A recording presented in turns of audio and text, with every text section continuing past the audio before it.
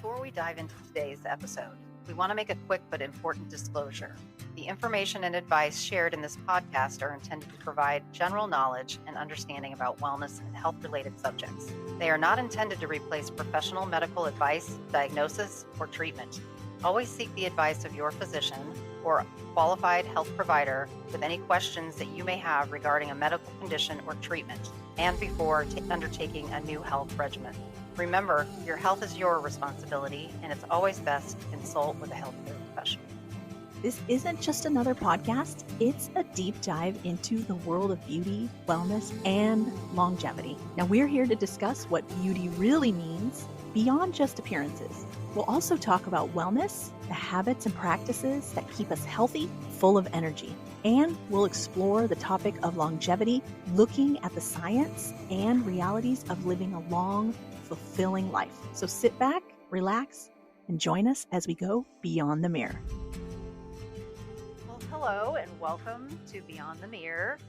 On this episode, we are excited to bring in an expert on your brain. we all need a little help with decision making, decision logic, focus, depression, anxiety.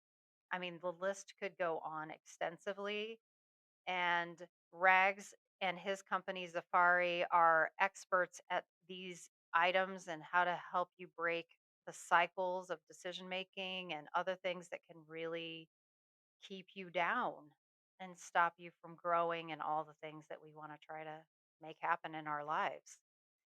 So, welcome, Rags. Hey, good to be here. Yeah. So Rags and I have a sorted long history. We used to work together years ago in software. Wow, that's See, the world will interesting. take you in wild places. And I know. so that leads me to ask you then, how did you get here? Like, how did you get to where you are with Safari? Wow, it's a long journey. You'd have to go back to my childhood. I grew up in a great family. I had a great family, but I was abused outside of the home. Back in those days, we didn't talk about it much or didn't tell anybody. And so I was also bullied around the same time. And I had another experience in a classroom with a teacher that totally embarrassed me to the point I ran out of the classroom and ran home. And that my dad sat me down and he said, there isn't much I can do here. I can talk to the teachers, I can do all this stuff. But he said, you're going to have to stand up for yourself. You're going to have to use your voice. You're just going to have to stand up for yourself. And it took me a few weeks to get the courage to do that. And when I did that, my life changed. And then I kind of went from a victim through this process of a victim to being a survivor, which still isn't good, to thriving, and then full circle to be a protector. So I was a protector at a very young age, to the point that I got into, I was a first responder, I was a fireman, then I went into law enforcement in California in a really rough place.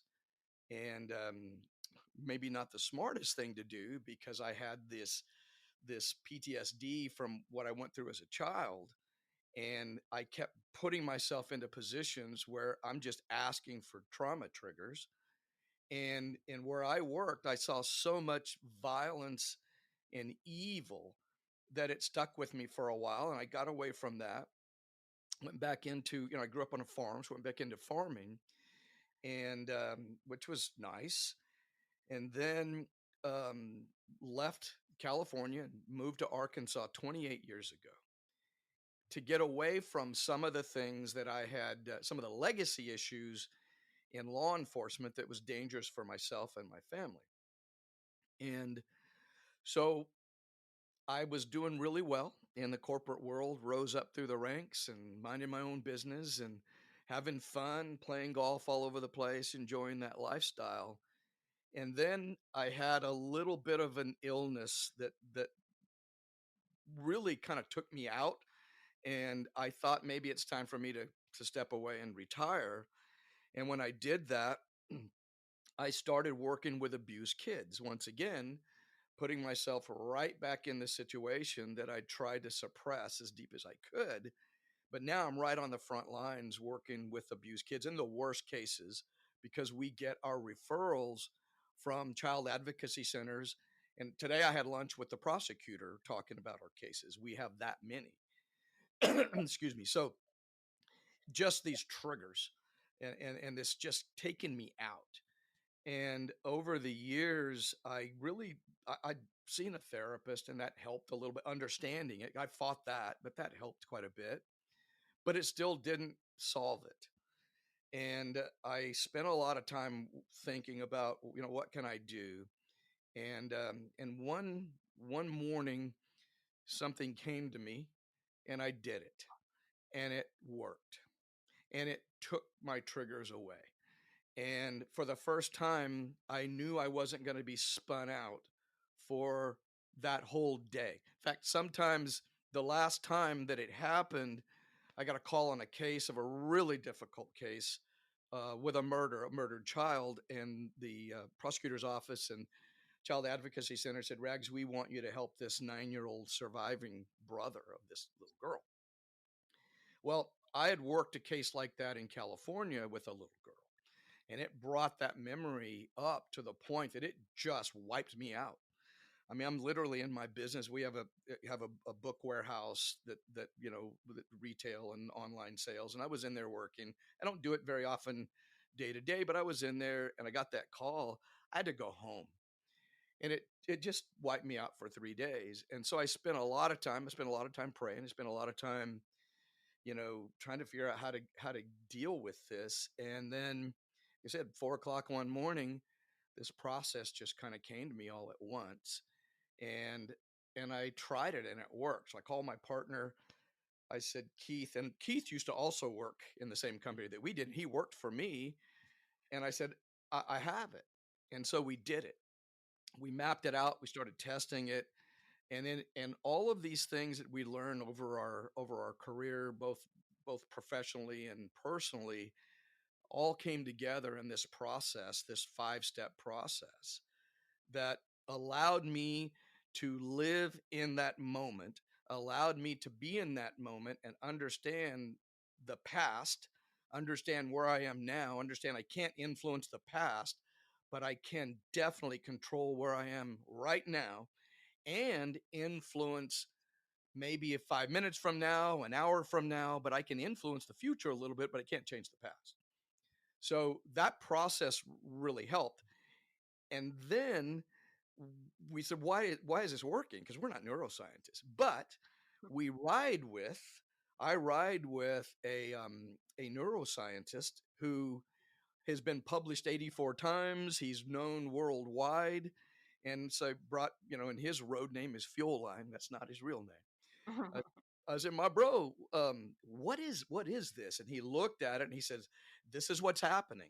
You're getting these dopamine releases. You're in this sequence. Everything is doing this and that. And I thought, that's cool. So then we took it to a psychiatrist, and we took it to several mental health professionals. And they said, this is the neuroscience behind it. Where did you come up with this? And I couldn't really say it was given to me in a download in an instant. And then my brother, partner Keith, brought it to life, because that's what he does. I'm a 30,000-foot guy, and he's down in the trenches making things work in ways that I can't. And so that's how it was born. And then we tested it, and I started getting, clients. I started getting people come to me from all walks of life with all kinds of issues, whether it be, personal relationships, whether it be productivity at work, and a lot of trauma informed stuff, because that just seems to be, my wheelhouse because of my personal experience. And then 14 years working with abused kids in the way that we do, which is very, very unique. And it's not hands off. It's literally in the trenches with them, even putting them in safe houses. We have rescued kids from trafficking. It's just that kind of it's a dangerous game, and we go to court with them. So it will take its toll on you. And so this process was a gift for me to continue to do that, which I do today. But all of that came together from the corporate experience, being a senior corporate executive, to my work with kids, and Keith's work with his work with the YMCA, and with kids, and our team things that we've done. And we just are really excited that all of that came together. And it has many aspects. It's simple yet complex. It's like good software. The user interface is easy, but there's a lot of power behind it. And the Zeafari method, there's a ton of power behind it, but we created it so it's easy to implement. And I can attest to that a little bit because I did go through, and I haven't fully completed it, but I did go through parts of your program this summer when I was struggling with stress in particular and my reactions to things. And it is it is actually very simple and yet complex at the same time. It is simple to implement, which is I think the secret to making it work, because there are so many ways to fix stress and anxiety and reactions to trauma from your past that are complicated, and people can't follow all the way through with it. But I do believe this is a system that that can easily be done. There really isn't anything out there like it, and why we like it, why it works for me. I mean, I've got serious ADD. I've got all kinds of issues, so it's hard for me. I've got a library behind me of self-help books that, and when I'm traveling around, I'd buy one and I'd read it. I'd get excited, motivation, and then I would realize, I can't sustain that because I don't. It didn't tell you how to do it. It tells you what you should be, doesn't tell you how to be it. And so with Zeafari, it's really a matter of making the choice to flip the switch and just start it. And once you flip the switch and you just do step one, then it's natural progression through the other steps. And literally, you can do that in seconds. And it brings a level of consciousness, of subconsciousness, to an element of consciousness that I couldn't do before. And so then all of a sudden I started becoming aware of things around me that have been literally sitting right in front of me that I never noticed, including all the honeydews that my wife wanted me to do that I just put out of my head. And then when I would see one, I'm aware of that. So I'd go through the Zeafari process and I actually did them. And it's a motivation. So motivation, um, if I relied on motivation, I would be struggling like most people are, because we hear that, well, I'm not motivated. Motivation isn't something you just turn on. It's very fleeting. It's wonderful, but as a farmer, if I wasn't motivated and Mother Nature is coming, I don't have a choice. So what do? I'm not motivated. I don't feel good. And almost everything I've done seems to be that way. Even the corporate executive stuff. If I'm not motivated, I still have a bunch of people in a company that payroll depends on what I do. So I still have to do it. Um, Law enforcement or first responder, you get a call, whether you feel like it or not. You go and people live. You don't go, people die. And same thing with my mission, with our child mission. When you get a call, it could be 30 degrees outside, snowing. Guess what? We go on a motorcycle because that's what works. So I learned that emotional intelligence and self discipline really are the keys to success, and motivation is just a great byproduct when you can get it. Right. I'm sure Dina has like questions because she hasn't Bring them on. played around as much with your system and how it works. So, I know, I'm very intrigued. I have a background in neuro linguistic programming, and so NLP. you're I've been there, done that. Yep. so yeah, the things that you're saying and the subconscious and everything that we've experienced can produce some sort of trigger and a pattern that just Hmm. plays over and over and over again. And subconsciously, we don't even know that it's playing until we know. And so I love that Yeah. you bring all those to light so that they can be addressed and you can show up in a different energy. Well, absolutely. And we really want I want to replace habits with actions with purpose. Hmm. Now, I need some habits because I don't have the bandwidth to be aware of everything. But Right. I don't want to be led around by the nose. I want them to be actions with purpose that are conscious. So I can improve it. If it's a habit, I'm just going through the motions, I'm not able to incrementally improve it. So now that I'm in it, I can say, is there a better way to do this? And with Zeafari, it absolutely you can't not, because part of the process is the optimal choice, and the way we teach that, you will be able to make the optimal choice. But it also, those 5 steps go with other powerful things. One of those is identity. And identity, we hear it, but we don't necessarily understand what it is.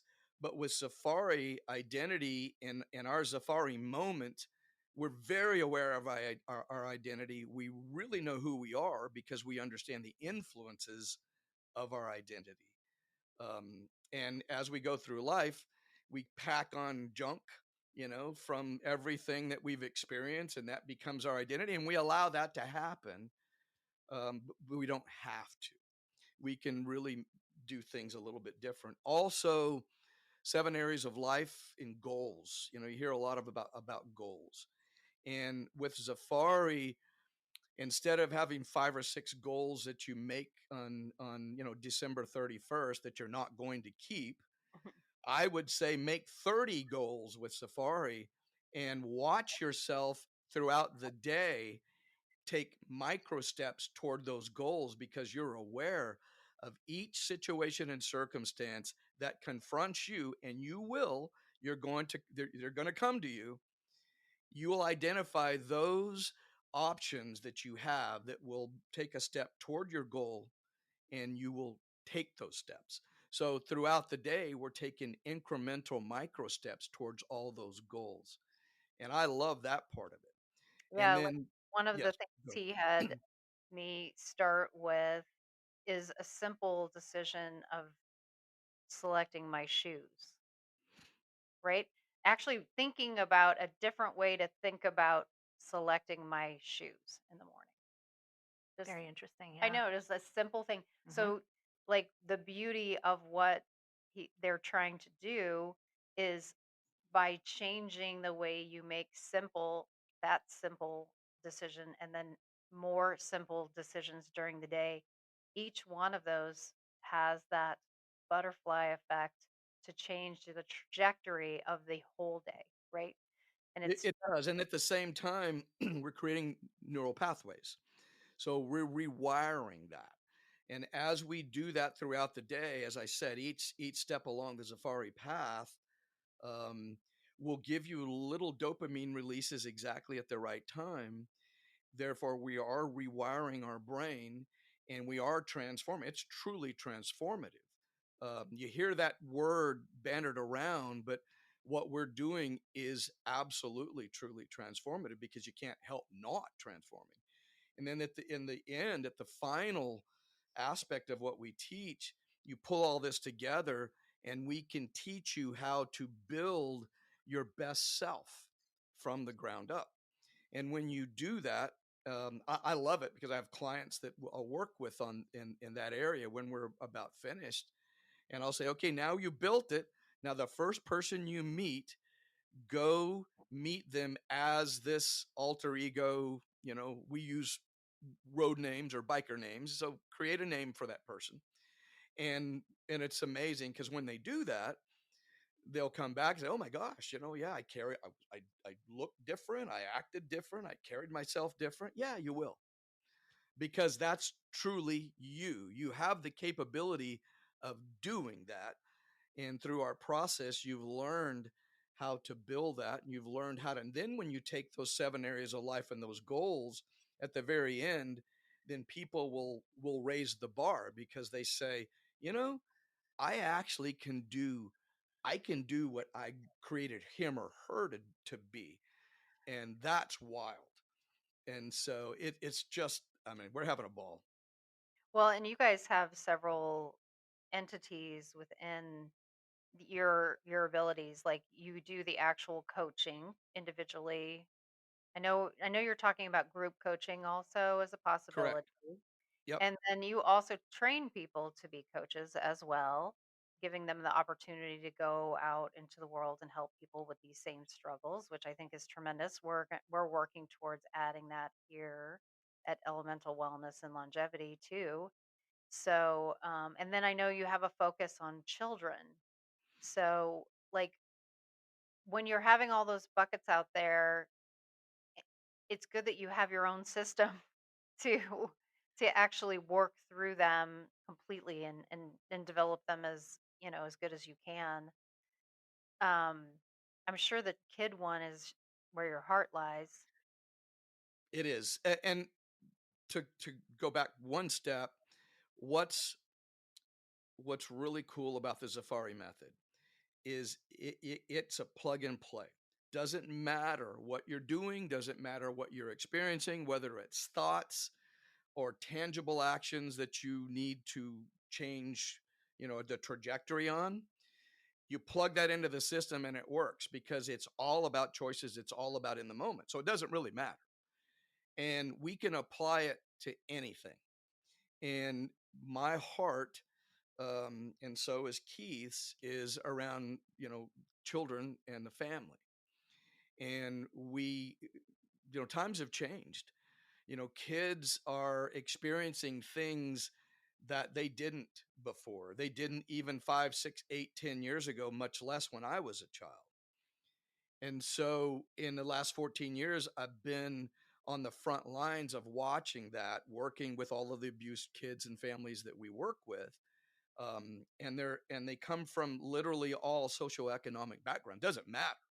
Kids are abused, from it doesn't matter. And so was able to observe the differences in the home of the behavior, the family dynamic of the kids that healed well and quicker versus those who stayed in that place of, the chaotic brain, hypersensitive and hypervigilance, which is what an abused kid is experiencing, and that toxic stress. So I was able to really understand and see the difference in parenting and how kids were approached and throughout their healing process. And we also recognize the dangers out there, not just physical dangers, but the emotional dangers to children have changed, but parenting has not. So while in the last 5 years, we see a tremendous change, the child suicide rate is way up. I mean, I attended a funeral of a child who committed suicide a few years ago, and it's devastating. And we know what's going on out there, and I've also been involved in a lot of the interdictions when there's suicide ideation with some of the kids we worked with. So all of that has been really heavy on me, and why I think my passion is really, I love to see with kids. And with Zeafari, they could be 8 or 80, and it doesn't matter, because that, it's not really it's not an age, you know we don't really break it up by age. It's how would you communicate with them, you would, but the brain is the brain. And while a child's brain is developing, still has the basic fundamentals. And if we can help them earlier on, make better choices and know that they have options, then and we're able to help them wire their brain during the developmental process. That's huge. And I've been able to do that. Some of the Zeafari method I've used throughout the last 14 years with the kids I've worked with, and especially the alter ego aspect of that. And you see them change right before your eyes. You see that, the hope come back. And that's another driving force for me. So my heart's definitely with kids.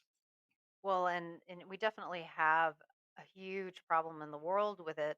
Interestingly, though, I must say it's all the way down at the micro level. Like you're talking about extreme circumstances, but even in minor circumstances, our kids are struggling with so much more in so much more different ways than we grew up and the ways that we understood and the ways we were raised and all that and I'm not saying one is good and one is bad even. I'm just saying it's different.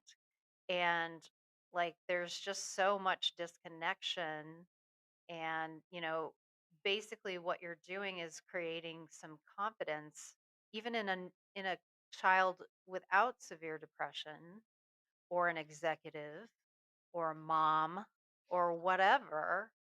And as you transform one person, two person, 10 people, you're changing the dynamic of the world. And it's the same actual system that you're using with Zafari where you're starting with one better decision and adding and compiling that. And so it's the same kind of effect. You're like not only on the micro level helping an individual, but over time, then we're helping lots of individuals and you're helping the trajectory of the world that we live in. And so it could be, Absolutely. a basic kid with a basic struggle as easily as a kid coming out of a really horrible environment, and I would imagine in those cases you're working with the parents as well. We are. So why we're writing, and we will release the parenting book like next week. Why we did that is in your business, in holistic, health. And you and I've had conversations about this. I'm the same way. I make my own. I've made my own yogurt.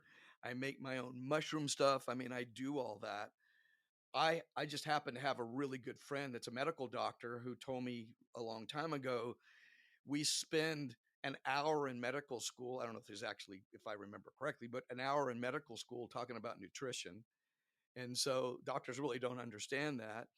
And and then I've learned that a lot of things that we've learned around from the pharmaceutical companies and medical isn't right. And guess what? The same people who are telling us the psychology and the way to raise kids are those same people, and they get it wrong as well. In fact, they've gotten a lot of it wrong. And if you think about it, why do we go in the last 20 years with this generation here that can't look employers in the eye, and a 30% of them living in at home, and they have to have a place in college to go escape? What have we created? Well, that's that's academic parenting, and it's not working. So we really need to understand what's going on in the brain, how to develop an individual that has confidence and the ability to make decisions, but has a good foundation, so that when they become in 20 years from now, they're not going to have a lot of competition, because they're going to be of the 50% that aren't living at home, and they're going to be able to look people in the eye and shake people's hands, and they will be the CEOs, while a lot of their peers are still living in basements. So we have failed kids in a lot of ways. And I've seen it firsthand, in my mission out there in the field watching this stuff. Bullying at school, which is an all-time high. We failed there. And we want the government to raise our kids. We want Hollywood, the government, social media to raise our kids. And those three areas do not do a very good job of parenting. I literally at dinner last night had a conversation with my 18-year-old son. And what happened was we went into a restaurant and we're checking into the restaurant. We did the things. There was a little situation that happened in the restaurant and I addressed it. And he's like, "You just do everything like a CEO. You you come in like you check in like a CEO, you sit down like a CEO. There's a problem, you address it like a CEO." And I said, "If I can teach you anything, be a boss. If you can be even if you don't feel like a boss, Even if inside you're struggling with feeling like a boss, if you can portray your bossness when you're dealing with life and jobs and interviews and friends, and if you can do that, it elevates you just instantly, instantly. And so I just thought it was funny because he's like, "Oh, you do everything like a CEO." I was like, That's "I've awesome. never thought about that before." But Well, I mean, I think I've been doing everything like a CEO since I was 16. So this is yeah, not me too. like a new thing Me for me. too. I mean, I started working at a very young age because you grow up, on a farm and you're going to work, and you don't really have a lot of options. You just got to work. And that's the other thing that we want to talk about with in the family dynamic is, you don't have to bribe your kids. Give your kids a place in the family. Give them ownership. I don't care how old they are. Give them responsibility. Let them know how they make the family dynamic better. And when you start at a really young age doing that, then the kids start to think there's something bigger than me. And when they start thinking there's something bigger than myself that's important, that's when everything changes. Because the problem we have now, there's nothing more important than me. And by instant gratification, my social media, I show up when I want to show up. I don't want to work, so I'm gonna go home. And that kind of mentality is what we've created. And that's why it's not working. It's not working. Well, and I think people recognize that but don't know what to do, right? So like, I have had, and I'm sure Dina has too, um, had people say, "Well, how would I fix this?" And like until this moment, until you and I started working together, I didn't have an answer to that. I mean, Well, I nobody could say does. I could say I did Yeah. X, Y, and Z, but my circumstances are different, and I did start things early. And so it is a lot more complicated when you're now have an 18-year-old with behavioral issues, ADHD untreated, and nutrient deficient. We've talked about that, about the way kids eat even today is so. I mean, I'm sure Ugh, Dina can get on a whole thing. that'll be a whole nother episode. Yeah. Well, but that's a fact. So I can work with a parent to help them with their out of control child, and they will start to instill consistency in some of the things it would teach. But at the same time, then okay, you know, um, let me give you a big old giant, Hershey bar, you know, and then let's go have some cereal as a dessert for your candy bar, and then wonder why there's an issue. So it is a whole life thing you have to do. I mean, it's definitely a 360 view. And if we don't take, that's why we're really excited about working with you guys around the wellness stuff, because it won't work if your mind, body, and soul aren't in sync. Everything's going to be out of sync. So why not do it right? And I think, going back to the parenting thing, I truly believe that a lot of parents desire to be their children's friend and non-confrontational.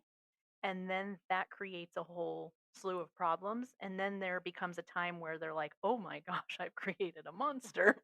you know, what have I done? And then they realize, like, I want to change things, but like you said, they don't have the tool set to actually make it happen. And that's really where you come in, is you're giving them those tools to to reinvent the whole family and change all the dynamics moving forward. And that is so powerful, It, because in those tools that you are going to be giving them, that also strengthens the tools that we give them for a holistic lifestyle. And they become more compliant and can adhere to the lifestyle that we create for them or ask them to step into. absolutely. And if you think about a you know preschooler, a 5 or 6 year old child that has the ability to think about a situation and circumstance and look and know right out of the gate, because they're wired that way now, to think there are options. What is my best option? And just thinking that way is going to lead to far better decision making. and doing the right thing, because they're that little reward we get when we do it right. And if we start them young, we can you can do this at any age. You can change the way you think, and we know how to do that. To create that new habit, which is actions with purpose. We can do that, but when you do it with a small child, they learn so much faster than we do. They're developing like crazy. That's why they can learn a language. I can't learn 3 words and they're speaking paragraphs, right? So if we can get them at a young age and understand how to do that, but it starts with the dynamic in the home. And you nailed it. That pattern I've seen over and over and over with a lot of the kids I've worked with is, especially mom wants to be the teenage daughter's friend, and that boundary, that the ability to hold them accountable and the ability to have consequences becomes really difficult. And just a few little things, if we allow kids to make decisions but we hold them accountable for the bad decisions they make, we teach them a lot, and we let them discuss it, talk about it. They get a choice. Empower them to do that. But if they don't want to go to school, guess what? Okay, but here's what's going to happen. And follow through with it. Show them consequences, because that's life. And what we've done, we've gotten so far away from, and we move the line all the time. Well, today this is not good. I'm going to scream at you for this. Tomorrow I'm not. You got to move. It depends on the varying degrees. That's bad. Firm fairness, consistency is magic for children. Well, and you don't have to have discipline as well as not be the friend. Like I've had good boundaries with my children who are afraid of me when they've done something wrong, and also know that I completely love them, and they are my friends at this, they're in their older stages now. But so you don't have to have, it's not like a cold environment you're talking about. You're talking about being consistent, really. And you guys are teaching the parents to do that so that they can then teach the children to do that. It all like rolls downhill, but everybody has to have some benefit to that. And And then some skin honestly, in the game, yeah, well, you and know? then as an Well, adult, and the you're also identities. too, You Yeah. know, Yeah. identity is very important. I mean, the child has an identity. That child's an individual. And so many times we do one size fits all, and we just, plug and play with the kids, and we're really not developing their identity, because they're unique and they're special. But we have to celebrate that, and they have to learn, the boundaries for themselves. Self-regulation is the end goal, because if they can self-regulate, if they can regulate their emotions, if they can be proactive and not knee jerk and not react all the time, now you're teaching a child that's going to be in control of a lot, and is going to be the quality of life is going to be much better. And when they're able to do that, everything else kind of blossoms. Just just pure math. If a child made one more optimal choice in a day than they normally would have, and then you do that for a month, that's 30. Just add that up. Now a family of four, that each family of four makes one better choice that day than they normally would have. What does that family dynamic look like? It just, it's magic. The trajectory of success and the expectation just goes. And the ability for parents to truly communicate and interact with their kids, and the kids aren't afraid to talk to them, which we need. A lot of the cases I work, the kids didn't feel they had the right, or were scared to tell their parents what had happened to them. And that comes from the wrong boundaries, the wrong relationship, not respecting their identity, not mutual respect. Doesn't mean that you have adult arguments in front of a 5-year-old. That's not good. But, there are some things that you can let that child into that your identity. This is who I am, and this is what makes me tick. And you can have those conversations. We know this for a fact that kids that can't even talk, I mean toddlers, when you're reading with them, instead of just reading the words, if you're actually interacting in a dialogue with them about that book, about the pictures, and let them express themselves, research shows those kids are better students down the road. So we can do so many things, the little things that we don't do, that parents have no clue that is available to them, or what the end result will be, by just kind of changing the dynamic. If your family dynamic is emotion driven, if in that home when something happens there's a reaction and everybody's screaming and everybody's running around, what kind of environment is that? Versus more logic. Emotion is great, but there needs to be somewhat control with it. And in an environment like that, everybody thrives. And you know what? Go outside and play wiffle ball with your family for an hour. Watch what happens. It's magic when we become a family team and the family unit, and we know what that means, and we all have a job. We all contribute to the success of the family. That's the dynamic that you want. So, what kind of questions does that lead for you, Dina, as he's like, I mean, a lot of it I know you understand probably Mm-hmm. already, Mm-hmm. but maybe questions about the process or, Yeah, I would ask, if obviously everybody in the family unit would need to be on board for it to work ideally in that whole scenario where you have each person doing one good decision every single day. How is it when you are working with a family? Um, how much how much of a shift or dynamic is needed? Because I mean, obviously, maybe one person in the family unit comes to you and is like, "Oh my gosh, I have a huge problem. Like, how do you help me Mhm. solve this?" I mean, do you work with that person first and then you bring the other people in, or how would that actually work? Absolutely. I mean, there's a leader, there's the influencer in the family, who somebody is influencing. I mean, it's not always apparent, but somebody's influencing in that family. And if that individual is bought in to transformation and growth, then that's going to be, that's just going to permeate. And people are going to want that. But they do need to understand the basic fundamentals of what they're capable of. If they understand a little bit, they don't have to be neuroscientists, but if they understand the process and why we do this, and you just walk through it with the little ones, you just guide them, you come alongside them and you guide them by asking them questions. You can get them. The teenagers are going to be the most difficult because they know everything. Mhm.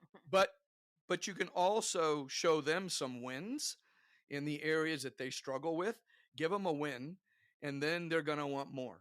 And as they understand that it is their ability to have power and control, if they can control their moment, and influence their future, they're going to see the benefit of that fairly quickly.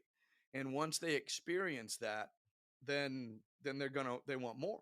You can't go back. Once you understand this, you're not going to go back. In fact, I've had to throttle back a little bit because too many inanimate objects I became aware of, that was cluttering my brain. So I said, hey, I'm going to forget that for a while.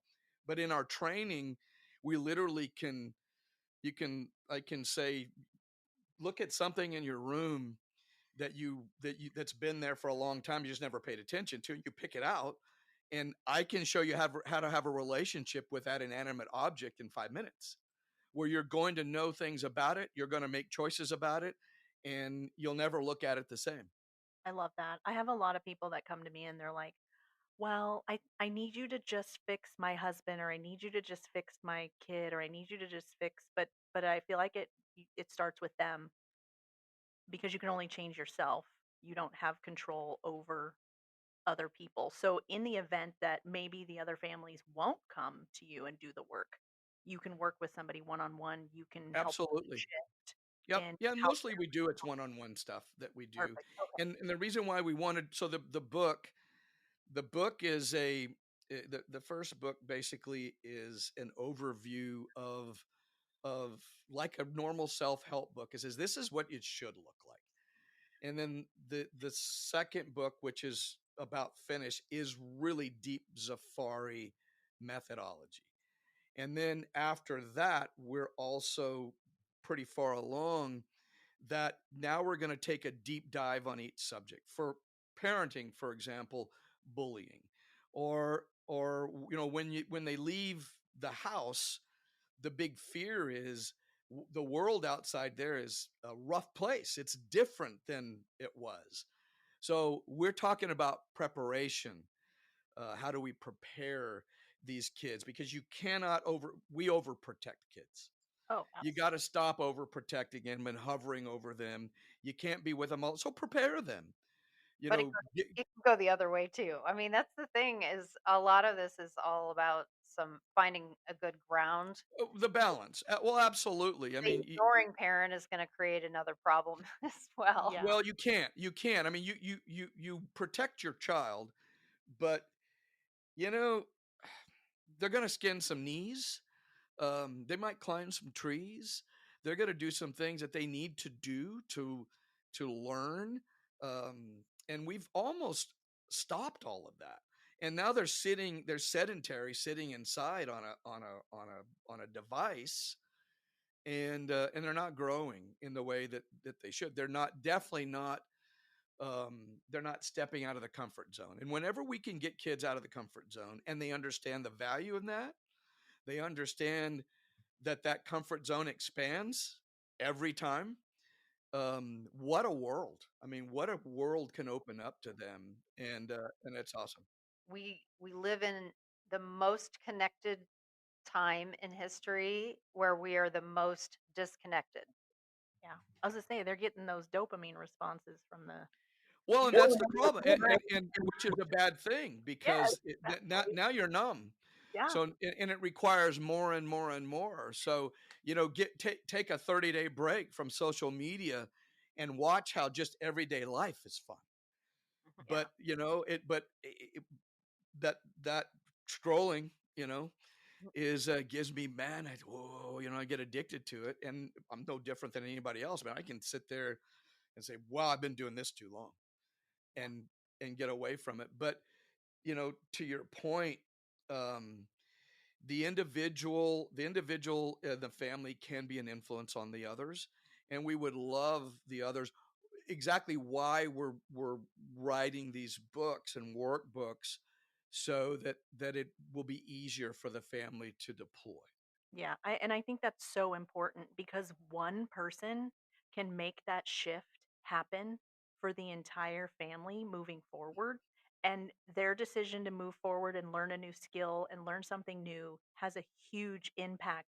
And it may start off slow, but it does have a very nice ripple effect. And so Yeah, it's and on the very flip important. side, one person can bring the family down. Yeah, correct. So we've got to address that. And now every individual is different. Each family is different, and we're not, there's no one size fits all here. It's just some basic fundamental disciplines and principles. But the Zafari method and those steps apply to anything and everything at any time. Yep, I love that. So, as we get closer to the end, are there some specific recommendations you can make for someone wanting to, like today, make a minor change in the right direction? One of the most important things you can do is if you're aware of a situation and circumstance, the most important thing you can do is pause. If you do that, now the rest is available to you. That's where we fail is when we do things without thinking. We react. It causes all kinds of issues. We don't make good decisions. We don't eat healthy. We're not really seeking the best option. So, yeah, I would say one little hint that, yeah, be aware of the situation and circumstance, whether it be tangible, physical, or a thought, and nip the bad thoughts in the bud. Pause, pause, and think it through. Yeah, I mean, I would say, breath work would be helpful in that moment too. Absolutely. If you can, if you are able to take a second, because you can be in public in a moment of crisis or anxiety, in a decision with something that has just hit you out of nowhere, you can breathe anywhere. That's exactly right. And we know that lowers the heart rate. We know all the good things it does, but those are the things we need to teach. That's why we're really into the whole life aspect of this, whether it not just mental, but also the physical and spiritual, and the whole thing, because you need it. You need to be taking care of your body, and your mind. And it And doesn't I have would. to be overwhelming. Like, you don't have to renovate your whole life. And like, I think sometimes when we talk about changing the diet, or you talk about changing the mind, it can be just a single decision. It Like, is. today I'm not going to eat blank, one thing, just one thing. Or today I am going to eat this that's better for me today, just today, and then tomorrow I can address something different. And and if you're doing those baby steps, it does become a habit. You do create, new ways of changing your direction and your trajectory. And the same is with your brain. Really, Yeah, it's all. and those things can be changed as they come to you. So I'm sitting here and I realize I become my situation and circumstance. I'm hungry. Yeah, So all I have to do is just in that moment, the Zeafari moment is my identity, my 7 areas of life goals, how I feel about where I am, how I feel about what I'm going to do. And that really tees up me making a better decision, because if I don't, I'm aware of my bad decision. So I got to live with that, but it's a lot easier to make a good one when you bring all of those things together in that moment. And that's what we teach, to live in that moment and look at everything. well, thank you so much for joining us. We could probably do another whole session, and we probably will in the Let's future. do it. And we appreciate your knowledge, and basically trying to make the world a better place, like one kid, one parent, one person, one decision at a time. Exactly. If we can give one child the ability to choose a path that doesn't get them hurt, I'm good. If Perfect. it's just one, I'm good. I'll, Awesome. I'll slide into heaven and say, okay, I did it. All right, thank you so much, Rags, and we look forward to speaking with you at another podcast. Thanks, guys. Bye bye. Bye. Appreciate it.